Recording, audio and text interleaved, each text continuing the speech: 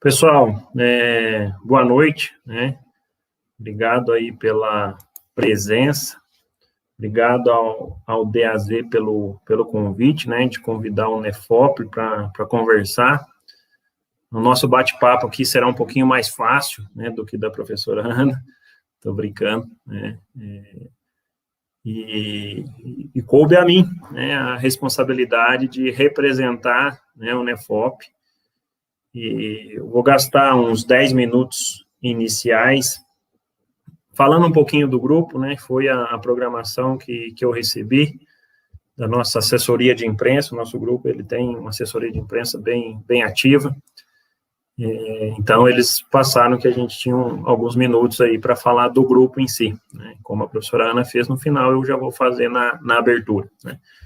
Então, primeiramente, meu nome é Adenilson, eu acabei de entrar na Rural, tomei posse no final do ano passado, e eu estava aí desde janeiro até março, toda semana, todo dia estava no IZ, e logo na primeira semana de aula, tudo parou, né? Então, infelizmente, né, eu voltei para a Rural, porque eu me graduei em zootecnia em 2006, fiquei entre 2002 e 2006 na Rural.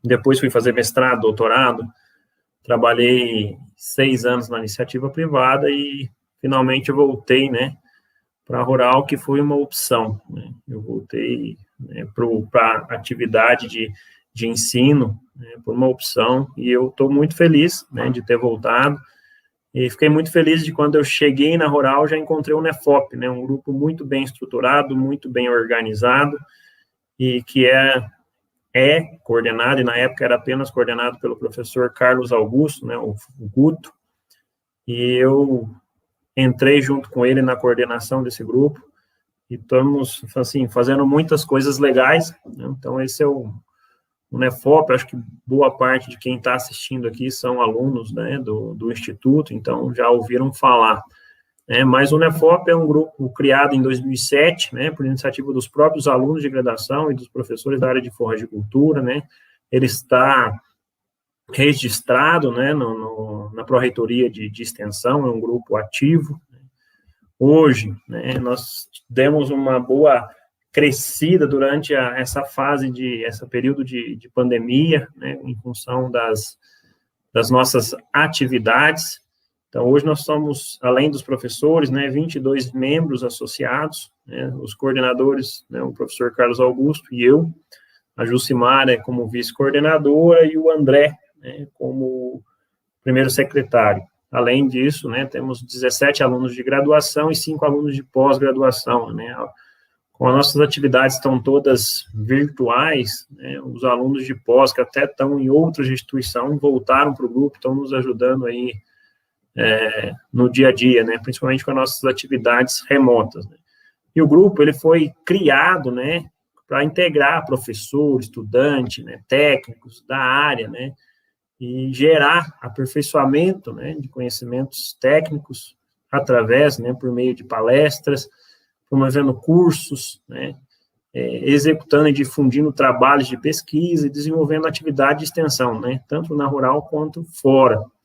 E aí, trazendo um pouco o histórico dos últimos 2 anos, né, em 2019, algumas palestras, né, envolveu aí análise econômica, né, planejamento estratégico, né, no setor de bovinocultura. Vou passar de uma certa forma rápida, mas só para vocês saberem os temas que a gente tem trabalhado ao longo desses 2 anos, né, o uso aí do girassol, né, como alternativa para o volumoso, pastagens para equídeos.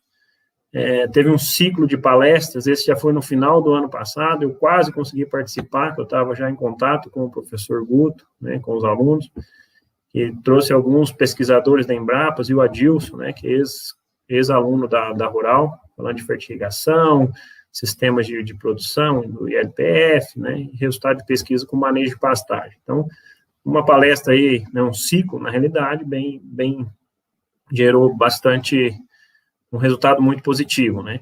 E aí outras palestras também, como pastejo rotatínico, pelo próprio professor Carlos Augusto, produção e arborização de pastagens, né. E aí, já entrando em 2020, né, que aí sim foi um boom aí de eventos online, e a gente, acho que como grupo, soubemos aproveitar muito, né, essa oportunidade, né? A gente criou um ciclo de palestras online sobre planejamento e manejo de pastagem, teve a participação de professores do Instituto, né? Foi eu, o professor Carlos Augusto, o professor João Batista e o professor André. Então, tivemos muitas inscrições, né, mais de 1.000 inscrições, a maioria por alunos, né, de graduação, 60%, e alunos de pós, 28%, e também uma participação aí de técnicos, né, 5%, e produtores também 5%. É uma tecnologia que acaba acessando, né, muitos alunos, né, de graduação e pós. Além desse ciclo, também fizemos algumas palestras, né, aqui algumas palestras em parceria com alunos de Jaboticabal, né, temos o Guilherme, foi também ex-colega aí, ex-aluno da Rural, que também participou da criação do NEFOP, ele nos procurou e aí eles apresentaram trabalhos, né, são desenvolvidos principalmente com os fatos, com a linha de gases de efeito estufa, intensificação de produção, né, que é uma linha que o pessoal de Jaboticabal, né, a equipe do professor Ricardo e da professora Ana tem desenvolvido de uma forma muito ativa. Outras palestras também esse ano, eu mesmo falei um pouquinho do meu trabalho de mestrado, a Marina, professora da UFA, falando sobre sistema intensivo de produção de leite a pasto. E aí, agora já da metade para o final desse segundo semestre, nós começamos nas lives, né? E a primeira foi com a pesquisadora da Embrapa, a doutora Roberta, né? Foi contemporânea aí do professor Carlos Augusto, de pós-graduação. Então, foi a nossa primeira live. Ela está na Embrapa Gado de Leite, é parceira do NEFOP, temos alunos que têm trabalho, são bolsistas dos projetos conduzidos pela doutora Roberta. O professor Daniel, da UFLA, também já tivemos a oportunidade de uma live com ele, falando sobre o uso de leguminosas. Também temos uma parceria bem interessante com o professor Daniel. E já fazendo uma propaganda para amanhã, né, que será a nossa última live do ano, com o professor Ricardo Reis, né, falando um pouco de intensificação do uso de pastagem como ferramentas para mitigar gases de efeito estufa. Então, estejam convidados, né, será ele é uma referência na nossa área, será um bom tema, né, de discussão. Além disso, né, atividades de extensão, 2 projetos que atualmente são conduzidos pelo NEFOP aí sobre planejamento estratégico, uma na Fazenda Saco da Prata, né, do Maurício, do Seropec, outra que começou agora, durante esse período de pandemia, do Aras Bavel, do Marquinhos, né? Então, essas são algumas atividades de extensão e atividade de pesquisa, né? 3 projetos, um já em fase de laboratório, praticamente, né, apenas, né, que é a avaliação de variedades e clones de cana-de-açúcar, né, da Baixada Fluminense, e 2 experimentos para a gente colocar no chão. Um é o experimento do Marcelo, vocês viram falando ontem, quem participou, sobre recuperação de pastagem, né, diagnóstico, na realidade, em função daí do rabo de burro, que tem muito na Baixada Fluminense, e o outro aí, o uso de leguminosa em pastagens diferidas, né. Então, são projetos que a gente está aí para colocar no campo nos próximos dias, tá? Então, em relação ao NEFOP, gostaria de agradecer, né, falar apenas essa introdução do grupo, antes de passarmos propriamente dito aí para a apresentação em si. Deixa eu só projetar uma outra, vou fechar isso aqui.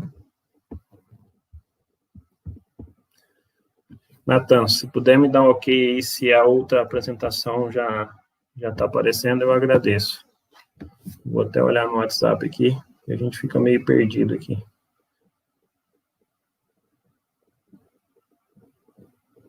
Beleza. Bom, então foram aí meus minutinhos para falar do grupo. E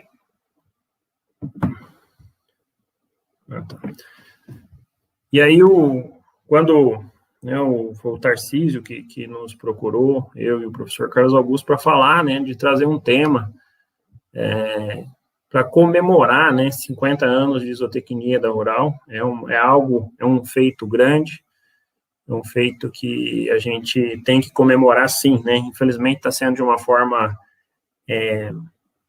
virtual, mas eu acho que, né, os meninos deram uma boa alternativa, né? E aí, nós conversando, né, nós pensamos, não, por que não fazer um pouco do que aconteceu em 50 anos, né, da produção animal em pastagens, né, abordando, né, da onde nós viemos, né, do uso da pastagem, né, aonde estamos e aonde podemos ou aonde devemos chegar.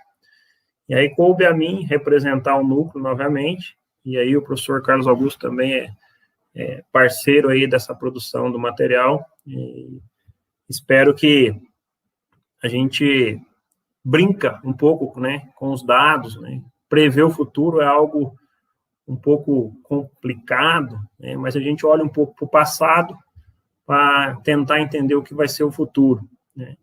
E boa parte do que eu vou apresentar, vocês vão ver que tem bastante dado, muito gráfico, né, que é a forma como eu, particularmente, gosto de trabalhar, né, a gente que trabalha com pesquisa, não só eu e os outros colegas também. Pessoal, ô Natan, só me dá um retorno aqui que eu recebi uma mensagem que está mudo. Está mudo para todo mundo ou só para...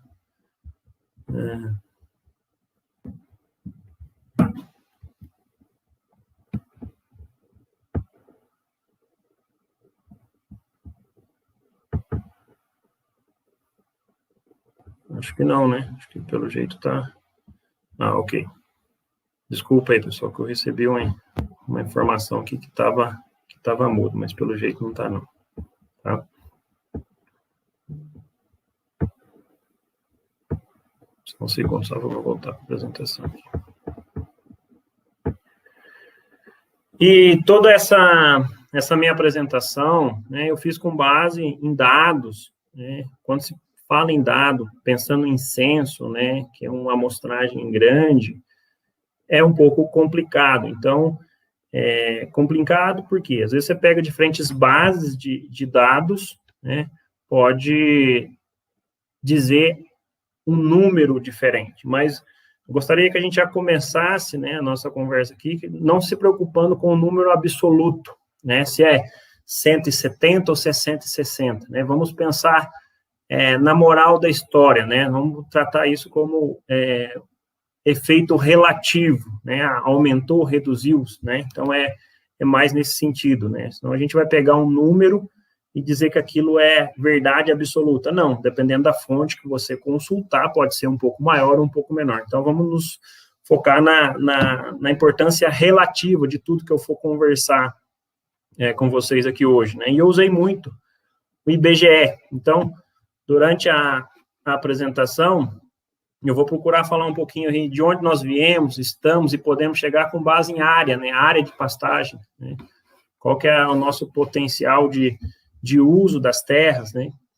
Aí tem o termo qualidade, entendam, não qualidade aqui, valor nutritivo ou valor nutricional, né? Entenda a qualidade aqui como condição da pastagem, né? Se ela está degradada, qual é a qualidade, né? E também falar um pouco da ocupação, né? Como nós estamos usando essa área de pastagem, né? Vocês já vão perceber que a área de pastagem é muito grande, né? E como nós estamos usando isso, né? Qual é o nosso potencial para os próximos anos? E qual é a nossa demanda aí por proteína animal, especificamente aí falando um pouco de bovinos, né, que é o animal, né, é o herbívoro que a gente mais coloca para comer capim, né, não reduzindo a importância das outras espécies de forma alguma, né. E um pouco o que nós passamos aí, qual foi a evolução das pesquisas científicas ao longo desses 50 anos, né, fazendo um paralelo aí com a idade, né, do nosso curso de zootecnia. Então, começando lá, né, pegando os dados do IBGE, né, lá na década de 70, como estava aí em termos de ocupação de área de pastagem. Né? Então, alguns gráficos, os próximos gráficos terão esses padrões, pessoal. Né?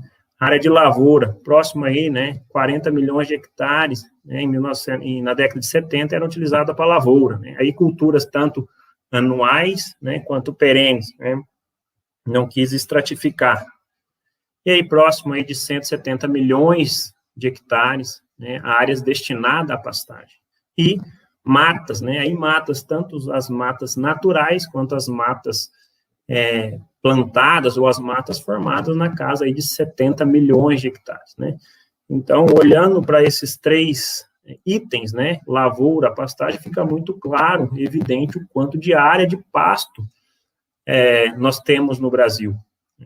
E como essa pastagem, né, estava dividida? Bom, 24% dela eram pastagens formadas, né, com que a gente pega uma área, prepara ela e implanta uma gramínea forrageira, uma leguminosa forrageira. E o restante, 70%, a grande maioria, há 50 anos atrás, eram pastagens naturais. Né? O que são pastagens naturais? Bom, talvez hoje um exemplo mais fácil, né, de vocês entender o que é uma pastagem natural, né, são os campos nativos, os pastos nativos do Rio Grande do Sul, ou da região sul do Brasil. Né? Então, são pastos nativos, né, que são vegetações naturais, com o homem ele não interviu, né, ele não fez uma formação. E olhando, né, serão 5 slides, né, um por década, o que foi acontecendo, né, nesse cenário, tanto aqui de área, desses 3 itens, e também da ocupação dela, né, se era de área formada ou de área natural, de área de pastos nativos. Logo aí na década de 80, né, já teve uma mudança considerável, né, o IBGE, na década de 80, ele teve um censo em 80 e um censo de agropecuária em 85. Eu usei os dados de 85, tá, para dar um intervalo de 10 anos, já que o primeiro censo foi em 75. Então, aparentemente, um aumento, né, na área de pastagens, também aí um aumento na área de lavoura, de 40 para 50, e também um aumento na área de matas, né? Então, na década de 80. E o que já apareceu, né, de uma forma muito expressiva é a redução, né, de áreas formadas por pastagens naturais, e um aumento aí de pastagens formadas. 10 anos depois, né, já indo para a década de 90, e os dados do censo do IBGE é de 95, se não me falha a memória. Esse avanço, né, de áreas formadas continuou, né, no mesmo ritmo, né? Você passou aí, estava com 40, né, já passou para casa dos 50, quase próximo dos 60% de pastagens formadas, e bem menos, né, já caiu aí menos da metade da área de pastagem formada por pastagens naturais. A área de pastagem, relativamente aí na casa dos 178, né, podemos dizer assim, de certa forma, não teve uma grande variação, né. A área de lavoura, né, bem aí um valor médio entre a década de 70 e a década de 90, né, desculpa, da década de 80, né, na casa dos 40 milhões, ou seja, não mudando muito, né, se a gente for pensar lavoura e pastagem, em termos de área, tá? E aí as matas também relativamente estável, mas já com uma tendência aí de aumento nesses passados 20 anos, né, já na década de 80. Né? O que mudou muito nesses 20 anos foi realmente a área de pastagens formadas. Já entrando aí na década, né, nos anos 2000, ainda mais evidente, né, a redução de áreas de pastagem natural, de pastagens por gramíneas forrageiras, né, formadas, né, o homem formou, um aumento aí de área de lavoura e áreas de matas, né, se a gente pegar aí já são 30 anos, né, já estão indo para 40 anos, né, 30 anos, desculpa, aqui acho que foi de 2005, esse censo que eu estou trazendo o dado. E aparentemente uma tendência aí, uma redução na área de pastagem, mas também né, que já estava próximo dos 178, caindo para 160. Então, o que a gente começa a observar? Bom, aparentemente está aumentando lavoura, aumentando mata e reduzindo pasto. Ótimo, né? Realmente eu acho que se a gente olhar para o campo, foi isso mesmo que aconteceu, né? Pelo desenvolvimento da área da agricultura, né? E a proteção, a formação de novas matas, isso vai roubando, né? Vai pegando a área que era utilizada por pasto, ou era, pelo menos, classificada como área de pastagem, né? E aí, já chegando nessa última década, né, de 2010 para cá, né, ratificou, né, essa área de pastagem realmente aí na casa dos 160 milhões de hectares, um aumento, né, de áreas de matas, né? Então, se vocês perceberem ao longo desses, né, 50 anos, né, aqui eu estou colocando na década de da década de 2010 para cá, esse censo é de 2017, né? Acho que o dado foi divulgado em 2019. Então, o que a gente vê, né, ao longo desses 50 anos, né, pensando em áreas de matas? Um aumento na área de matas, né, formadas e nativas, né, as naturais, que é um somatório. A área de pastagens, uma redução, pensando dessa forma. E a área de lavouras, um aumento. A agricultura está crescendo muito e vai continuar, né? Provavelmente a tendência para os próximos, né, falando em próximos 50 anos, é o que vai acontecer.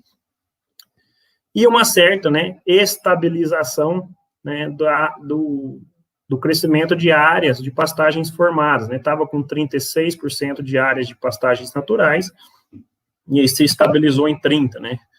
Eu vou só voltar esses 5 gráficos, né, e passar rapidinho para vocês verem a mudança, né, da dinâmica desse processo, né? Voltando aqui na década de 70, desculpa, 80, 90, aí nos anos 2000, né, esse dado de 2005, e agora, né, da última década, um dado de 2017. Né? Então, falando em perspectivas, né, para o futuro, provavelmente em termos, né, falando desse número, é algo que a gente vai ver uma certa estabilização, porque a gente já explorou muito, né, já roubou muito dessas áreas naturais, dessas pastagens nativas, né, hoje sobra muito, né, falando novamente dos campos nativos, que são pastagens de altíssima qualidade, né, bem manejadas, né, que tem um potencial produtivo bom, e em alguns ambientes, né, onde as pastagens cultivadas, elas ainda não estão preparadas, né, para roubar o espaço, né, podemos falar das próprias, do bioma, né, do semiárido, o bioma da caatinga, né, que as pastagens as gramíneas que nós temos, falando em gramíneas, não estão ainda prontas, né, para roubar esse espaço. Então, eu acredito que nos próximos anos esse número estará, né, relativamente estável. E falando um pouco de área de pasto, a gente vai abordar um pouquinho mais nos próximos slides, mas também, né, essas áreas de matos, até pela pressão ambiental e pela necessidade, a gente vai partir aí para um aumento dessas áreas de matos, aí já é mais uma expectativa, né, e a área de agricultura é quase que uma certeza que ela vai continuar aumentando, né, principalmente em função de tudo que a gente tem visto, né, o Brasil não é um país que todo mundo olha, né, tanto para a agricultura quanto para a pecuária à toa, né, nós temos um excelente potencial, né, e temos muito ainda que entregar em termos de produto final, né. E aqui um outro grupo de dados, aí não mais um grupo de dados do IBGE, né, do LAPIG. O LAPIG é um laboratório de processamento de imagens e geoprocessamento, ele está vinculado à Universidade Federal de Goiás, e aí eles trazem um mapa, né, da área de pastagens do Brasil. O primeiro mapa que eles disponibilizam no site, isso está disponível para todo mundo, né?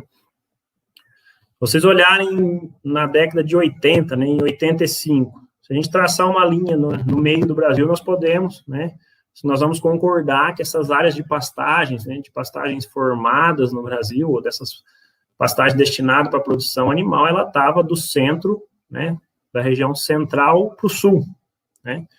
O que aconteceu nesses 35 anos, quase 40 anos, se a gente pegar o último gráfico que eles apresentam lá, é de 2019, né? Perceba o que aconteceu com essa área de pasto, né? De certa forma, ela se espalhou dessa região central, né, que estava aqui, principalmente aqui, centro-oeste, né? Se a gente pega aí São Paulo, Paraná, um pouco aqui do sul de Minas, né? E até uma redução nessa região sul, e ela espalha. E, ao mesmo tempo que ela espalha, ela vai para o norte. Então, hoje, se a gente traçar uma linha, pessoal, a gente fala, bom, a área de pastagem destinada à produção animal, ela está do centro para o norte do Brasil. Qual é a mensagem aqui? Olha a mudança que está tendo. Falando agora para os nossos alunos da zootecnia, né? Se vocês formarem e quiserem ficar trabalhando em grandes centros, né, não vai ser na área de produção animal em pasto ou em pastagem que você vai conseguir, né? Porque perceba para onde as pastagens estão indo ao longo desses 35, vamos falar assim, 40 anos já, né? Então, é uma mudança drástica, e isso vai continuar crescendo, né? A pecuária está desenvolvendo muito para essa região norte, né, região centro-oeste, e da região do centro para o norte do Brasil. Então, vejam aonde, né, vocês terão que buscar emprego, terão que rodar, e é fenomenal pensar dessa forma, né? Não adianta pensar, bom, eu vou formar, eu sou do Rio, se quiser trabalhar com produção animal em pasto, tem que pensar em sair, e para esses outros centros agrícolas, né? Se a gente pega por estado, né, lá em 85, desculpa, quem que desponta? Minas Gerais, né, um estado grande, uma pecuária desenvolvida, né, hoje principalmente uma pecuária leiteira, aí, mais de 20 milhões de hectares. Vindo aí segundo, Bahia, Mato Grosso do Sul, Goiás.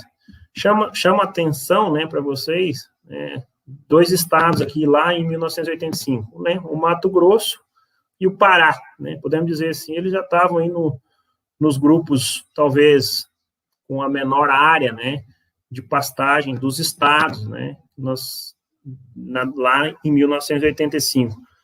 Vejam, né, para onde esses dois estados foram, né, 40 anos depois, né, eles foram para o topo da tabela, né, Mato Grosso, passou Minas Gerais, tinha próximo, vou voltar aqui, tinha um pouco mais aí que 5 milhões de hectares, em 85, foi para mais de 20 milhões de hectares, né, então, só traduzindo de outra forma aqueles gráficos anteriores, né, quanto que a área de pasto, a produção animal em pasto, ela foi, né, para essa região norte. Ao Pará, tinha nem menos de 2 milhões de hectares de área de pastagem em 40 anos, já está batendo a casa de 20 milhões, né, de hectares de pastagem. E daqui, provavelmente no próximo censo agropecuário, né, que nós tivermos disponível, ele vai passar a Minas Gerais, isso eu não tenho dúvida, né, porque a gente conhece alguns colegas que trabalham na região e, assim, o potencial de produção animal naquela região é muito boa.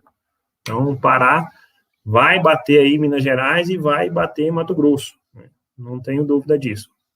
Mas qual é a condição? Eu falei de qualidade, né? Mas qual é o estado dessa área? Né? Vocês perceberam que a área é grande, nós estamos falando aí de 160 milhões de hectares de pastagens, né?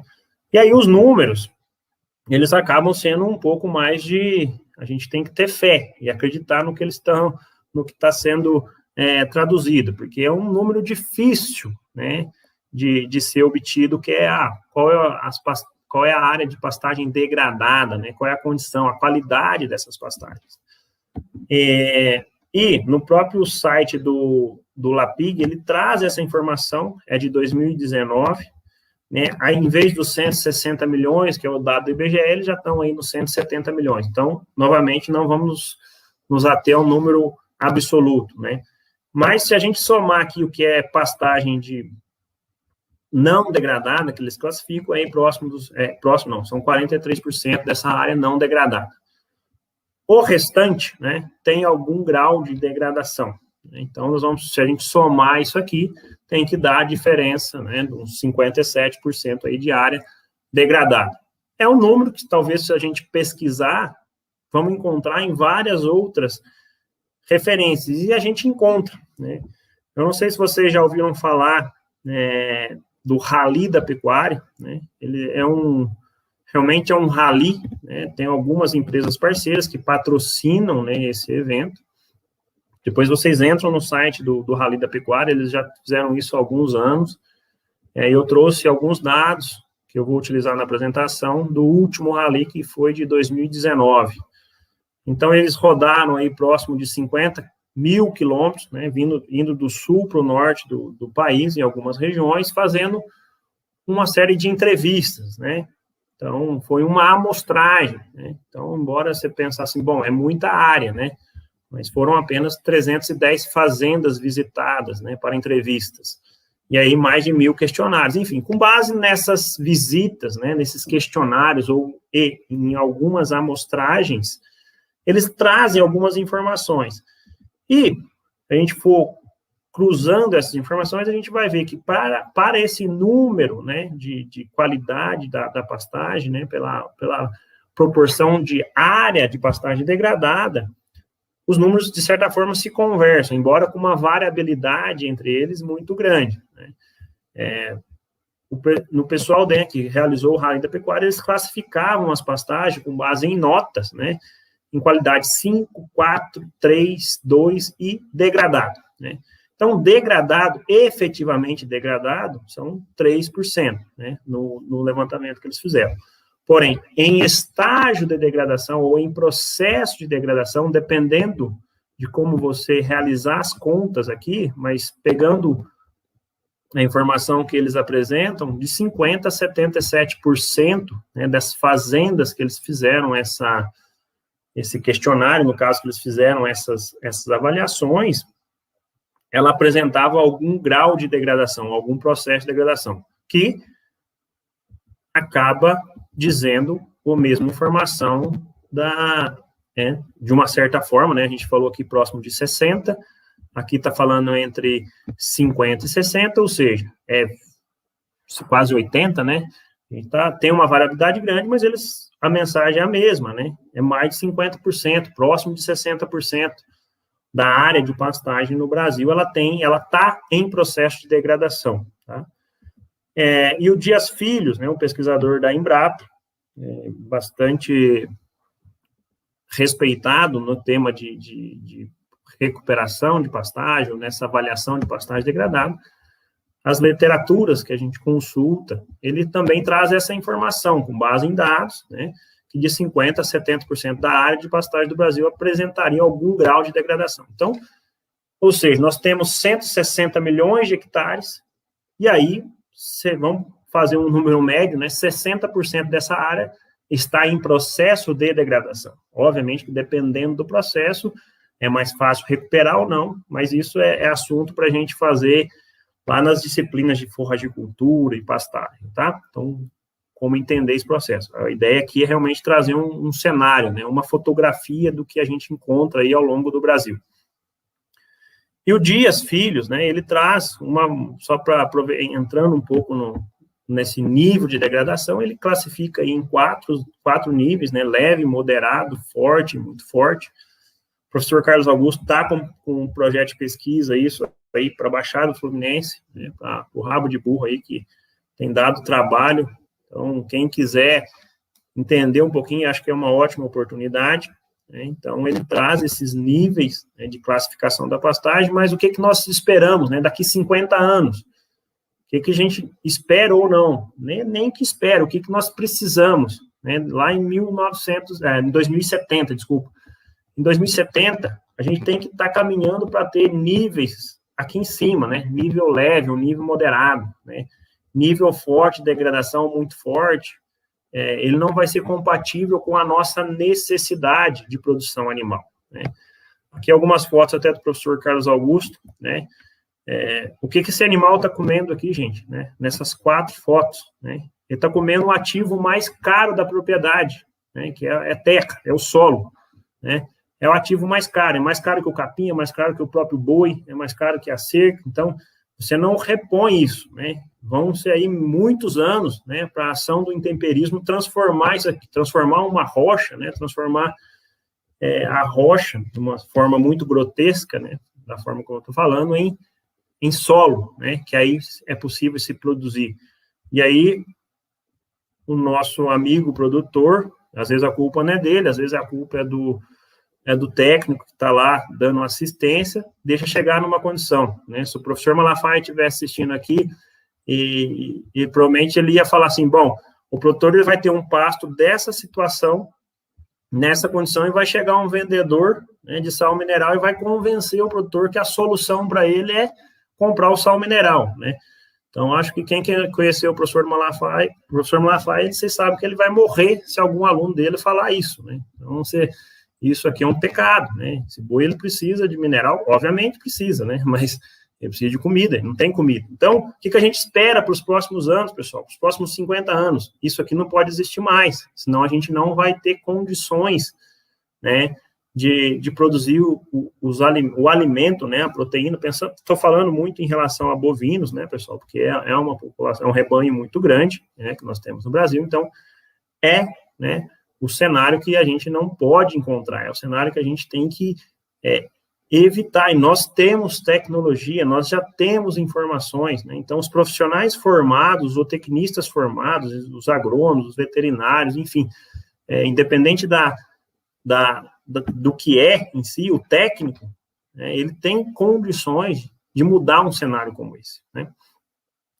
Mudando um pouco a história, né, assim, essa evolução. Eu falei de área de pastagem e as situações que as pastagens se encontram, né? Eu falei em termos de qualidade, mas qual é a situação, degradada ou não? Vocês perceberam que temos uma área grande e uma área muito degradada, né, em proporção dessa área grande que nós temos. O que aconteceu em termos de ocupação das pastagens, né, ao longo desses 50 anos, né, em termos de toda a área, né, se a gente somar a área de matas, né, e áreas da agricultura, né, qual era a ocupação, quanto, e mais a área de pastagem, naturalmente, né, o quanto que disso era a área de pastagem, né? Lá na década de 70, mais de 50%, né, de toda a área, vamos dizer dessa forma, da nossa área agricultável, utilizada para a produção de grão, ou para produção, ou para as matas, né, era 50% de toda essa área era destinada à pastagem. O que aconteceu ao longo desses 50 anos? Uma ligeira redução dessa área, né, de pastagem, porque perdeu área para agricultura, perdeu área para as matas, né, sejam formadas principalmente, e isso ainda bem que aconteceu e espero que aconteça ainda mais, né, que a gente reduza muito essa área de pastagem no Brasil. E o que a gente viu, né, nesses 50 anos, uma redução aí de 6% da área de pastagem, né. Se, né, reduzir mais 6% nos próximos 50 anos, né, lá em 2070, adotando esse mesmo proporção de redução, eu acredito que será mais, né, isso representará 10 milhões a menos, né, de área de pastagens no Brasil. Então, olhando para o passado e projetando para o futuro, né, nós vamos continuar nessa queda, nessa redução de área de pastagens, né, e a gente precisa que isso aconteça, e a gente tem potencial, né, tem capacidade de deixar isso acontecer. Isso não precisa ficarmos preocupados, né, vai impactar a produção animal? Se a gente não for técnico, sim, mas sendo técnico é muito fácil de deixar isso acontecer. Olhando para o rebanho, né, para o rebanho bovino, nesses 50 anos, na década de 70, um pouco mais aí de 100 milhões de cabeças, né, de bovinos, todos os números do IBGE, até esqueci de colocar a fonte aqui, desculpa. E ao longo desses 50 anos, né, chegamos aí mais de 170 milhões de cabeças. Olhando, aparentemente, né, bom, nos primeiros 40 anos, nós tivemos aí um crescimento, né, de certa forma linear, e uma certa estabilização nos últimos 10 anos, né, vamos assumir que foi 2005, e a gente está falando com base em 2015, mas uma certa estabilização aí no número de cabeças de bovino. Porém, nessa fase, vamos dizer assim, linear, nós tivemos aí 25 milhões de cabeças, né, de bovinos a cada 10 anos. Então, se vocês olharem, a cada 10 anos a gente aumentava em 25 milhões de cabeças. Se a gente olhar o período como um todo, né, nesses 50 anos, o nosso rebanho bovino, ele teve um aumento aí de 70%. Então, é um aumento considerável, né, do rebanho. Quase que dobrou. Dependendo do número, da fonte que você consultar, isso vai estar acima de 200 milhões. Mas, novamente, o importante aqui não é o número absoluto, e sim a sua importância relativa. E se ocorrer o mesmo, né? Se a gente, daqui 50 anos, nós tivermos aumentado o nosso rebanho em mais 70%, né? O que aconteceu para trás, acontecer para frente, né? Significa que daqui 50 anos nós teremos, né, aproximadamente 300 milhões de cabeças de bovinos, né? Isso é uma expectativa para o futuro com base no que aconteceu no passado. Então, é um aumento interessante, né? Pois a gente tem que ver se isso vai ser suficiente para alimentar, né, a população mundial, que também tende a crescer, né? Só para não para não falar que foquei só em bovinos, né? Se a gente olhar aqui bubalinos, caprinos e ovinos ao longo desses 50 anos, né? Se a gente somar aí, eles representam aí 25 milhões de cabeças, né? Aparentemente uma redução aí do número de cabeças de ovinos, né? E uma estabilização aí dos caprinos e os bubalinos, um certo crescimento. Mas, então, são animais também que consomem, né, a forragem produzida, né, que utilizam essas áreas de pastagens no Brasil. Então, a gente também tem que considerá-los, né, nessa conversa. Mas, olhando o número médio, né, somando esses três, né, esses animais, os bubalinos, caprinos e ovinos, vê que é relativamente estável aí, né. Então, vamos voltar, né, a gente produz alimento, né, mas isso não tem função se não alimentar, né, porque a gente tem que ter um consumidor para isso, né. E aí, olhando com os dados, né, da ONU, né, em termos de o que a população mundial, uma projeção, né, aqui vai até 2100, né, de 5 milhões na década de 90, 7 milhões na nossa década agora, né? E aí, lá em 2100, próximo dos 11 milhões. Mas como a brincadeira aqui era uma projeção para daqui 50 anos, então vamos pegar um valor médio, né? É óbvio que isso aqui não é linear, né? A gente não pode tratar dessa forma, mas para efeito de exercício, né? Nós podemos esperar, né, que em 2070, que é daqui 50 anos, a gente esteja aí com 10 bilhões, né, 10,5 bilhões de pessoas a serem alimentadas, né. Então, vocês percebam que a população, né, a expectativa, se crescer, principalmente a população de bovinos, a população, né, a quantidade de pessoas a serem alimentadas também está caminhando, né.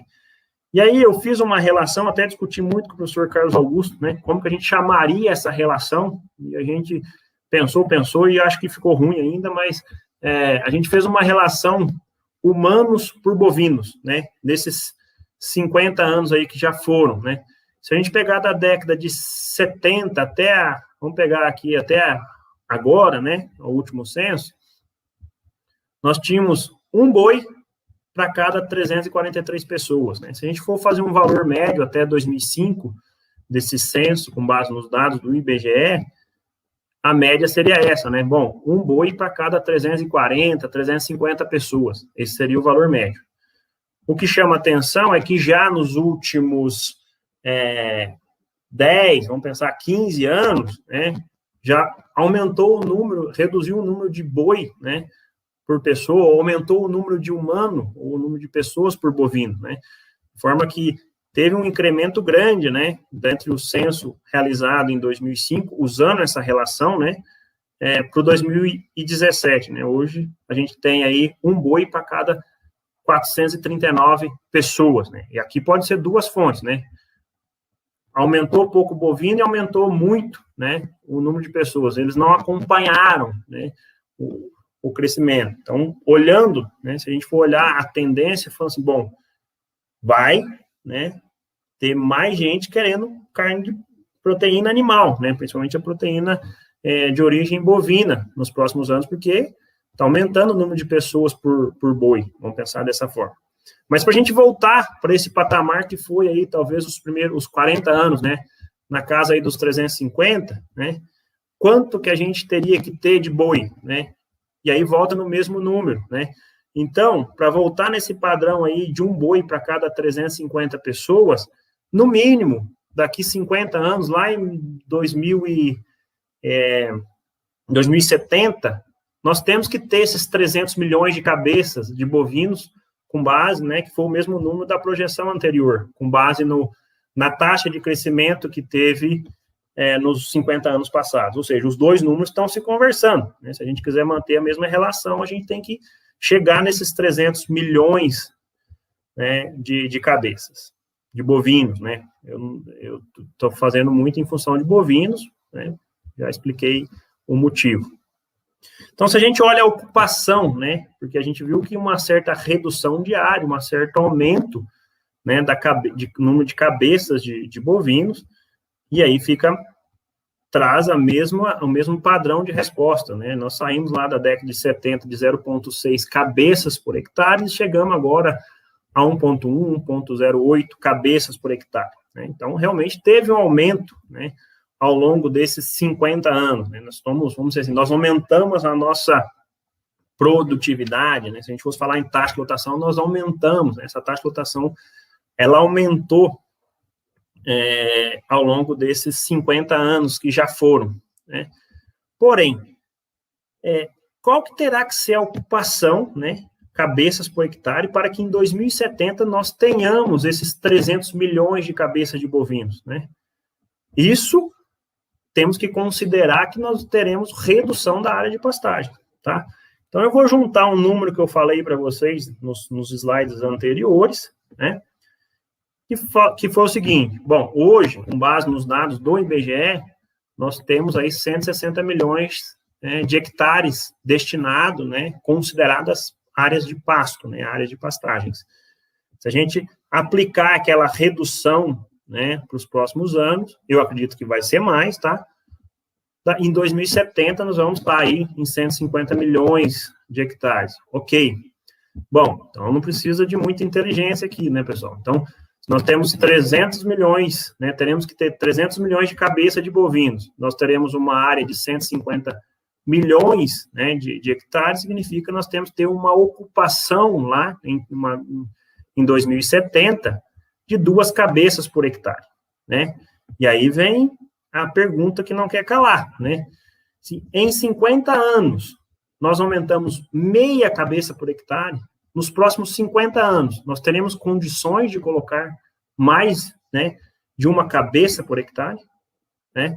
Então, é um desafio, né, e é um desafio que você, né, quem estiver assistindo, né, nós professores somos responsáveis, mas principalmente vocês, os profissionais que vão estar lá na ponta, né, vão ter a responsabilidade, né, de mudar esse cenário, atingir essas 2 cabeças por hectare, né, porque a gente vai ficar maluco, né, será que nós vamos conseguir, né, em 50 anos, meia, em mais 50, nós vamos ter que fazer o dobro, né, colocar uma cabeça a mais por hectare, e não precisa, assim, relativamente, pessoal, nós já temos a tecnologia, né, nós já temos o conhecimento necessário, não para colocar 2 cabeças, né, para colocar 3, 4, né, mas, olha, a gente está falando em proporções, né, de um país inteiro. Você vai falar assim, mas na propriedade do meu pai nós temos 4 cabeças por hectare, mas só que você tem que pegar isso aí e reproduzir em 150 milhões de hectares, para ter um impacto em termos de produção de carne, ou produção de boi, que é necessário para os próximos anos, para alimentar a população mundial que está aumentando, né? Obviamente, né, não querendo ser muito simplista, é sempre uma análise muito complexa, nós não podemos esquecer que outras, né, melhorias podem acontecer. Quais seriam essas outras melhorias? Pode ter melhoria no desempenho animal, o professor Leandro falou aí de seleção, né, podemos ter animais com melhor desempenho em função dos programas de melhoramentos que possam existir ou que existem, né, na realidade, melhorar aí rendimento de carcaça, né, em função de a qualidade da dieta e qualidade genética desses animais, né? O aumento do uso de outras espécies. Não somos tão dependentes de boi, né? Estamos esquecendo aí de peixe, de outras proteínas de origem animal que podem suplantar, né, uma redução da oferta aí de carne de boi, né? E também uma mudança alimentar da população, né? Consumir menos proteína animal e consumir outro tipo de proteína, né? Enfim, então, é um desafio, né? A resposta é que é um desafio fácil, né? Com base no conhecimento técnico já adquirido, é fácil. Porém, espalhar isso, tornar isso aplicável na fazenda, nas áreas, né? Nesses 150 milhões de hectares, que é o grande desafio. E aí, para isso, entra muito o profissional, os técnicos que estarão no campo, independente da sua formação, né, fazer o seu trabalho bem feito, né, e cabe a nós, professores, capacitar, né, todos os técnicos para que eles consigam fazer isso, né? Então, cada um tem a sua responsabilidade, né, de gerar isso. E só para mostrar para vocês que esse potencial já existe, eu vou voltar aqui nos próximos slides com os dados do pessoal, né, do Rally da Pecuária, né? Consultem lá depois para vocês explorarem, façam, né, esse exercício, né? Não acreditem 100% do que eu estou falando, né? E aí, nessas fazendas visitadas, né, aqui é real, né, número que foram coletados nas propriedades visitadas, né, 63% dos produtores que eles visitaram correspondiam a 32% das vendas. Por quê? Eram produtores que produziam pouco, né, abaixo aí de 12 arrobas por hectare, né? Então, você tinha muitos produtores produzindo abaixo de 12 arrobas, então eles vão representando uma porcentagem nas vendas menores, né, do que aqueles produtores que produziam mais que 18 arrobas por hectare, né? Eram 21% dos produtores e eles representavam 53% das vendas, né? Mas a moral desse gráfico eu queria mostrar para vocês, percebam, existem fazendas, né, que produzem até 3 arrobas por hectare e existem fazendas que conseguem produzir mais de 60. Então, o objetivo de colocar esse gráfico é mostrar para vocês, o potencial existe, né?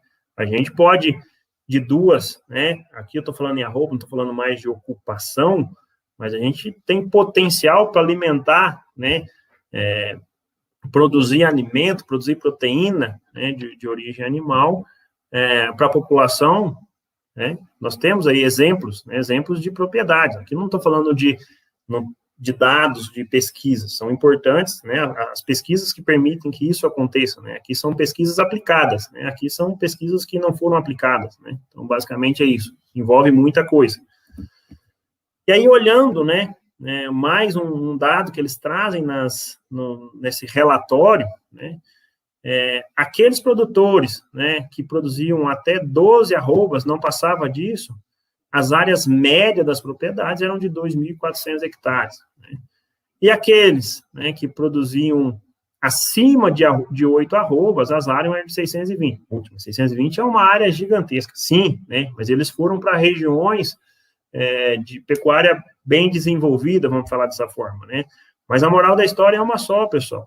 Às vezes, nas menores áreas, no caso aqui, foi abaixo de 317, né? Não quer dizer que foi exatamente, é um valor médio, tinham fazendas menores que isso, elas produziam 60 arrobas por hectare. Qual é a mensagem? Né? É possível você ir na fazenda do seu Zezinho e falar assim, seu Zezinho, vamos chegar aqui, ó, nos 60 arrobas por hectare? Não adianta pensar que a intensificação, a adoção de tecnologia só vai aplicar para os grandes, né? Porque os grandes, às vezes, são os que conseguem menos aplicar, né? Intensificar a produção. Então, é outra mensagem aí que a gente consegue explorar, né, com esse banco de dados.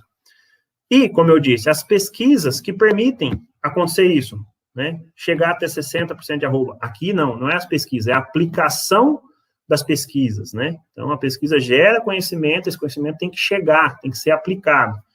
E se a gente olhar, né, o que foi feito de pesquisa nos últimos anos, né, eu fiz um levantamento temporal, né, em uma base de pesquisa, usando algumas palavras-chave, né, mas a forma como eu consegui fazer, eu não conseguia, eu tinha que colocar a palavra-chave no título do artigo, né? Então, novamente, aqui apenas importância relativa, o número absoluto não diz muita coisa, né?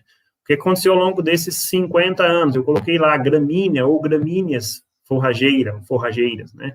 Então, você vê a quantidade de trabalhos que apareciam com esse título, com essa palavra no título. Então, é um aumento expressivo. Não quer dizer que em 10 anos só se publicou 150 artigos, não. É realmente um aumento expressivo nos últimos 50 anos de publicações. E a pesquisa científica tem, né, esse papel. A universidade, independente da dificuldade, cabe a nós, cabe aos alunos, cabe à instituição superá-las, mas nós temos que fazer pesquisa, né? Nós precisamos, né? É a nossa obrigação.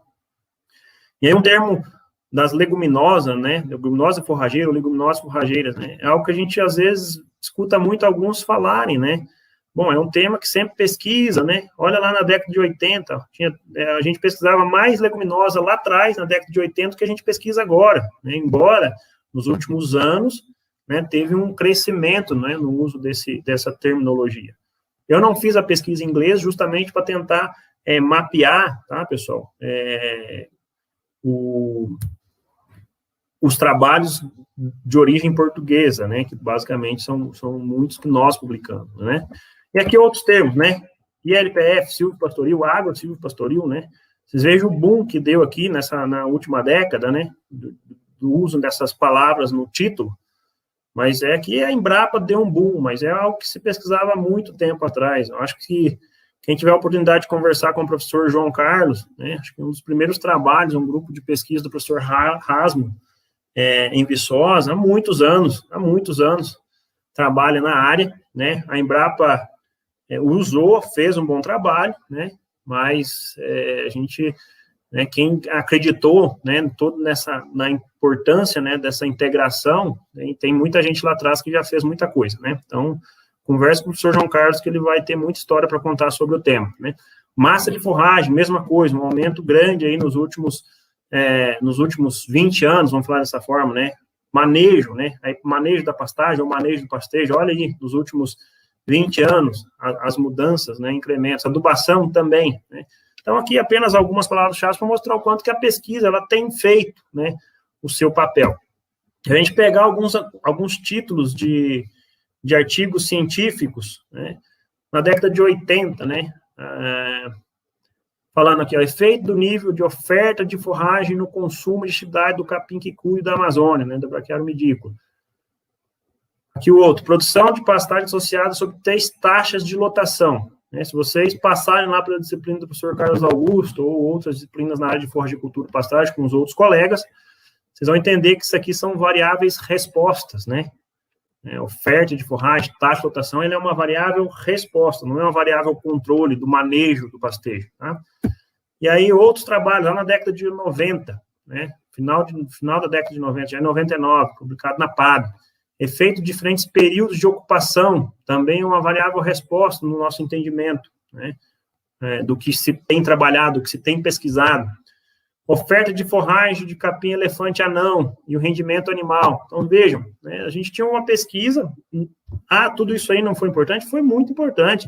Se não ocorresse essas pesquisas, né, com esses trabalhos, nós não teríamos chegado, né, na mudança que chegou em termos de manejo do pastejo, né? Então, são variáveis importantes, sim, né? Até dias fixos, hoje, dias fixos.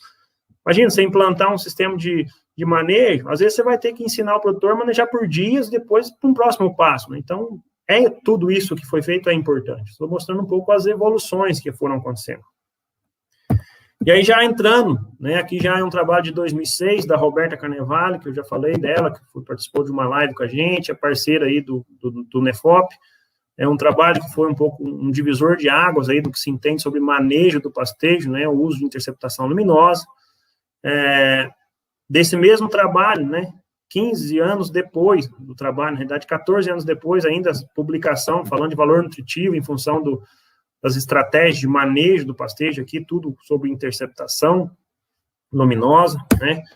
O outro trabalho, acho que de 2011, da Flávia, né, falando de ganho de peso, produtividade animal, né, em pastejo rotativo e adubação nitrogenada, né, fatores importantes aí para aumentar a produção animal. E aqui um trabalho, né, eu vou apresentar alguns dados desse trabalho para vocês, né, tem até o professor Rondinelli aí, é coautor desse trabalho, numa revista bem difícil até de se publicar, né, uma revista muito, muito importante aí, efeito do nitrogênio, né, taxa de aplicação sobre produção, qualidade, né, performance animal em pastagem tropical, mas tudo isso, né, estudando o manejo, né, pastagens bem manejadas. Então, é a evolução que a gente teve de pesquisa, né, a evolução que a gente teve de como usar o pasto, como manejar o pastejo, como manejar a pastagem nos últimos 20 anos, principalmente, né. Então, trazendo o dado desse último trabalho, né, do Delevatio, pasto adubado, com 0 de N, produzindo 514 quilos, né, peso vivo por área, né, e com 270, quase 1.000, né. Só para mostrar o quanto que isso é importante, esses números são significativos, né? Se vocês acessarem o Rally da Pecuária, eles trazem lá, a média do Brasil seria aí 130 quilos por hectare, ou fazendo as conversões necessárias aí, 4 arrobas, né? A média do Rally em si foi de 12 arroba, mas a média do Brasil é 4, 5, né? Então, percebam, né? Num pasto sem adubação nitrogenada, já estava entregando mais do que a média do que foi encontrado pelo pessoal, né, no Rally da Pecuária. E o que tinha nesse pasto de zero? Bom, ele não tinha nitrogênio, mas ele não tinha deficiência de nitrogênio, ele tinha manejo da pastagem, ele tinha o pastejo, né, o manejo da pastagem e do pastejo eram corretos, bem definidos, a pastagem não estava com deficiência nutricional, vamos pensar dessa forma. Ela não tinha nitrogênio, mas ela não estava com deficiência de nitrogênio. Realmente é uma área boa, né? Então, aproveite, professor Rondinelli, vai lá explorar esse trabalho. A professora Ana falou, leiam um artigo. Está aí um excelente artigo para vocês lerem e explorarem um coautor que a gente tem aí, né? E entre vários outros trabalhos publicados pelos professores do departamento. Tem muita coisa legal. No trabalho da Carnevale, né, uma mudança grande, que foi o uso de interceptação luminosa, né, o que impactou? Bom, aqui a barra azul é acúmulo de forragem em quilos por hectare ano, e o tracejado, né, a linha vermelha é a proporção de colmos, né, então aqui, quando se maneja, né, vamos de certa forma, para não entrar na área muito técnica em si, né, manejam de uma forma dita correta, né, que é até 95% de aceptação luminosa. Produção de forragem foi semelhante, né, foi a mesma entre os dois tratamentos, mas olha a proporção de colmo, né, 16% de colmo, quanto aquele manejado, de certa forma, passado, e esse passado não é 2 anos sem pastar, não, pessoal, é apenas poucas diferenças, né, poucos dias de um do outro, 24% de colmo, né, então, quando vocês passarem para as disciplinas, vão entender, bom, colmo, né, mais lignificado, dificulta a apreensão da forragem, reduz consumo, então vai reduzir desempenho. Então, o animal, ele gosta de folha, então quanto mais colmo produz, né, a gente tem, óbvio, tem que ter um pouco de colmo, isso é importante para a própria produção em si, mas isso impacta, né, desempenho. Um outro dado, né, esse mesmo dado desse trabalho, mas que foi publicado agora recente, né, nesse ano, que é o valor, o teor de proteína, né, então, digestibilidade, né? Um pasto bem manejado, 58, vamos assumir, né? Um mal manejado com 55. Então, quando vocês fizerem as nutrições, isso estatisticamente foram diferentes, né? Esses dois números são diferentes, vocês podem entender o impacto, né, disso em termos de desempenho animal. E o mesmo aí para a proteína, né? Você tem um pasto aí de 11,2 contra um de 9, né? Então, em função do manejo. Pessoal, qual é o custo daqui para cá? Nenhum, né? Você não gastou mais dinheiro fazer isso aqui. Você gastou mais dedicação. Então, dedicação no sentido, assim, de colocar o animal na hora correta nessas pastagens, ok? Pegando o dado da Flávia, né? Um dado de 2011, um experimento realizado no Instituto de Zootecnia em Nova Odessa. Manejando aqui, um detalhe importante, né? Eu falei interceptação luminosa, mas tem uma correlação com a altura muito grande, né? Então, um pasto aqui manejado na altura correta, o quanto que ele tinha de colmo? 9, aquele manejado numa altura já passada, ele tinha 12, né? 83 de folha contra 77, novamente, né? O mesmo padrão. A grande diferença é a proporção de colmo, né? Manejou passado, tem mais colmo. Isso tem impacto em produção animal, vocês vão ver nos gráficos nos gráficos seguintes, tá? Que é esse aqui, né, o trabalho da Flávia. Olha o que gerou aqui, ó, ganho por área em quilos, né, por hectare. Só de entrar no momento correto, pessoal. 800, né, quase 900 quilos contra quase 700 quilos, ou seja, 200 quilos, né, de diferença entre colocar o animal hoje ou colocar daqui uma semana, por exemplo. Então, se você faça uma conta, né, só essa diferença aí, essas 7 arrobas, né? Hoje, arroba aí na casa de 270, é R$ 1.890. Você pode colocar um funcionário, pagar um funcionário só para ele falar, você fica rodando o pasto e cuidando da altura de entrada. Vai pagar esse funcionário, com certeza vai. É simples, não tem tecnologia, não tem que comprar aparelho, nada, né? Uma régua e depois a experiência já é suficiente, né? E nesse trabalho que é desenvolvido pela Flávia, ele teve ainda a adubação, né? Usou o nitrogênio, que que é um nutriente fundamental aí para crescimento, né, das forrageiras, né? Então, ela tinha um pasto, né, adubado com 50 quilos de N por hectare e um pasto adubado, tudo capim-marandu, tá, pessoal? Acabei esquecendo de chamar a atenção. E os outros trabalhos, o trabalho da Roberta foi com Mombaça, tá? Então, depois, vocês podem acessar, eu deixei aí o título dos artigos, vocês podem até acessar para entender um pouquinho melhor, tá? Então, pastos, né, adubados entrando com, né, no momento, adubados com 50 quilos de N, né, e entrando com 25 centímetros de altura, né, adubado com 50 ou adubado com 100, olha só, passou de 770 quilos por hectare para mais de 1.000 quilos por hectare, né, então, ou seja, você colocou 150 quilos de nitrogênio a mais, aumentou, né, a quantidade de nitrogênio, porém, entrando na mesma altura, você colocou 8 arrobas a mais por área, né? Então, aqui você está vendo o benefício do nitrogênio, né? Então, você quer saber, pagou o nitrogênio? Olha aqui, isso aqui provavelmente pagou, né, pessoal? Pegou e sobrou.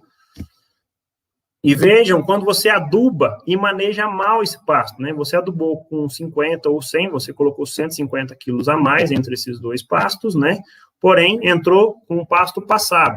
Você saiu dos 630 e foi para 720. Ganhou, né? Você teve um aproveitamento, né? Um benefício dessa adubação nitrogenada. Mas onde você teve mais, né? Você ganhou aqui nesse cenário, você colocou 150 quilos a mais de nitrogênio para produzir 3 arrobas. Aqui você colocou 150 e produziu 8 arrobas a mais. Então, é inevitável. Se você quer intensificar, você tem que manejar bem o seu pasto, né? Então, esses trabalhos trazem muito essa evolução que nós tivemos nos últimos anos, né? E não adiantamos, né?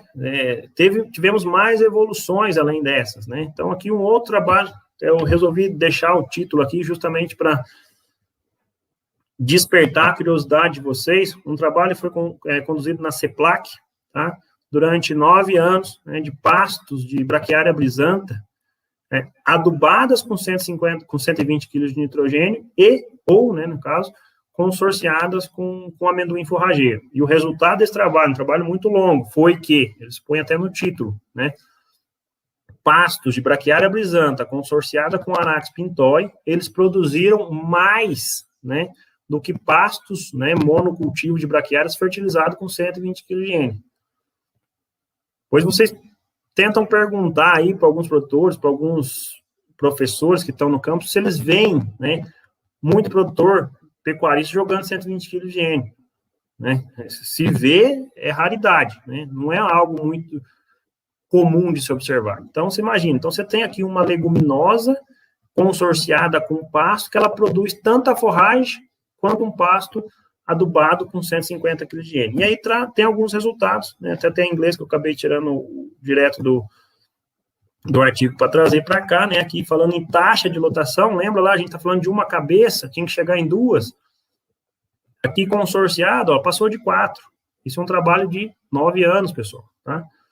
Então, aqui um pasto consorciado, que é a barra verde, aqui na Estação das Águas, né, produziu mais, né, a taxa de lotação foi aí de 0,5 UA por hectare, né? Então, olha só que tecnologia fantástica aí, que a gente tem que explorar nos próximos 50 anos, né? Essa leguminosa e outras, tá?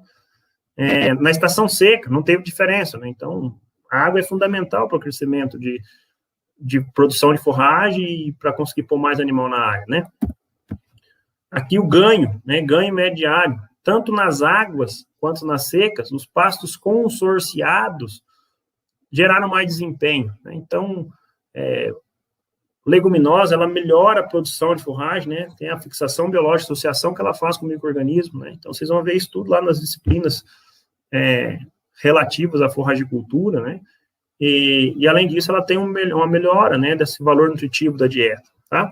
Então, com base nisso, pessoal, eu fecho um pouco, eu fecho a minha contribuição a esse evento, né, organizado, e eu acho que as nossas perspectivas para os próximos 50 anos é inevitável, uma redução da área de pastagem, né?